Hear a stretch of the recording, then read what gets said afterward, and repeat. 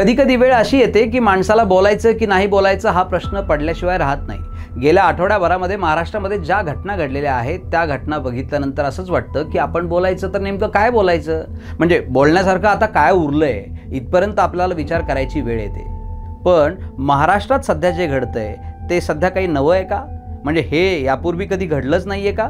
तर असं नाही. महाराष्ट्रामध्ये काय, देशामध्ये काय, जगामध्ये काय, हे सगळं घडत आलेलं आहे. कारण एकच असतं, ते म्हणजे राजकारण. मग तुम्ही म्हणाल राजकारणामध्ये आता हे सगळं असंच चालत आलेलं आहे तर आता आपल्या अराजकाला सुरुवात झाली आहे का? असं अजिबात नाही. नेहमी चांगल्या आणि वाईटाची लढाई या देशामध्ये लढली गेली आणि ती तितक्याच नेटाने लढली गेली. म्हणजे असं आहे की गेल्या आठवड्यामध्ये कल्याणमध्ये गणपत गायकवाड नावाचे आमदार होते. त्यांनी महेश गायकवाड नावाच्या एका शहर प्रमुखाला गोळ्या घातल्या आणि त्यासुद्धा पोलीस स्टेशनमध्ये. राज्यातला तो विषय संपतो न संपतो तोच एक नवाच विषय आपल्यासमोर आहे. तो म्हणजे अभिषेक घोसाळकरांची झालेली हत्या आणि त्यानंतर हत्या करणाऱ्याने स्वतः केलेली आत्महत्या. या तिन्ही केसच्या आसपास म्हणजे पुण्यामध्ये एका मोठ्या नेत्याच्या मुलाला एक मोठा गुंड जाऊन भेटणे, जालन्यामध्ये स्वतःला समाजसेवक सांगणाऱ्या एका तौर नावाच्या मुलाची हत्या होणे आणि इतरही अशा अनेक घटना राज्यांमध्ये सध्या घडत आहेत की ज्या घटनांचा राजकारणाशी थेट संबंध येतो. मग हे सगळं बिघडतं कुठे? हे सगळं बिघडतं धंद्यांच्या गणितामध्ये. म्हणजे असं आहे की राजकारणी माणसांनी एखादी गोष्ट टेंडरच्या स्वरूपाने बाहेर काढायची, ती नंतर आपल्याच कोणातरी माणसाला द्यायची आणि त्या पैशाच्या देवाणघेवाणीवरतून नंतर राजकीय वैमनस्य वाढायचं. म्हणजे माणसं अशी आहेत ना, तुम्ही आता साधा विचार लक्षात घ्या की साध्या गरजा माणसाच्या संपल्या म्हणजे अन्न, वस्त्र, निवारा, त्यानंतर लक्झुरीपर्यंत माणूस जातो. लक्झुरी आयुष्य जगून झाल्यानंतर जेव्हा एक्सेस पैसा माणसाकडे येतो, एक्सेस म्हणजे काय, जास्तीचा पैसा, अति पैसा माणसांकडे येतो, त्यावेळेला पैशाची सुद्धा किंमत ती राहतच नाही. कारण तो कष्टातून मुळात कमावलेला नसतो आणि कष्टातून न कमावलेला पैसा तो सुद्धा अति स्वरूपामध्ये. मग अशा वेळी माणसांना नेमकं हवं असतं काय?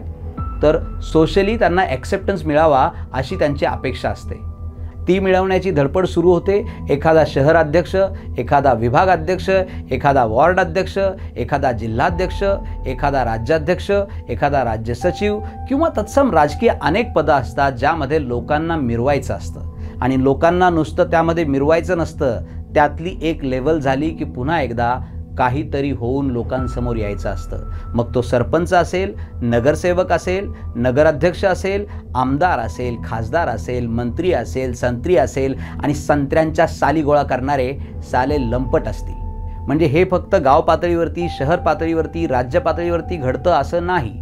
राजकारण म्हणलं की त्यामध्ये आर्थिक व्यवहार आलेच आणि आर्थिक व्यवहार म्हणलं की त्यामध्ये गैरप्रकार हे सुद्धा आलेच. मग त्या अनुषंगाने होणारे आरोप जे खरे असतात, त्या अनुषंगाने होणारे आरोप हे काही खोटेही असू शकतात.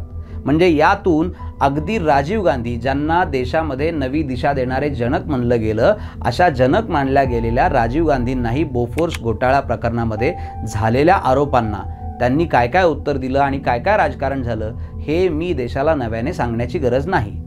अहो इतकंच कशाला, सध्या देशामध्ये मी आणि देश यांच्यामध्ये आता कुणीही शिल्लक नाही आणि मी करेल तोच पूर्ण देश आहे असे सांगणारे आपल्या देशाचे पंतप्रधान, अर्थात आदरणीय या अर्थानेच मी तो शब्द बोलतोय, पण त्यांच्यावरती सुद्धा राफेल विमान खरेदी घोटाळ्यामध्ये आरोप झालेच की. त्या आरोपांचं पुढे काय झालं, त्या आरोपांचा कोणी पाठपुरावा का केला नाही, हा प्रश्न ज्या त्या जबाबदार माणसांनी त्याची उत्तरं द्यावी. पण सांगण्याचं तात्पर्य असं आहे की हे सगळं राजकारणामध्ये त्या त्या पातळीवरती होत असतं, घडत असतं. मग याला उपाय नेमका काय? याला उपाय माझ्या खिशात असलेली चिठ्ठी नक्कीच नाही. याला उपाय तुमच्या मनात असलेला प्रश्न नक्कीच नाही. याला उपाय फक्त एकच, लोकांनी लोकांसाठी चालवलेले राज्य म्हणजे लोकशाही राज्य. या लोकशाही राज्यामध्ये मिळालेला सर्वाधिक आणि सर्वोत्तम अधिकार म्हणजे मतदानाचा अधिकार.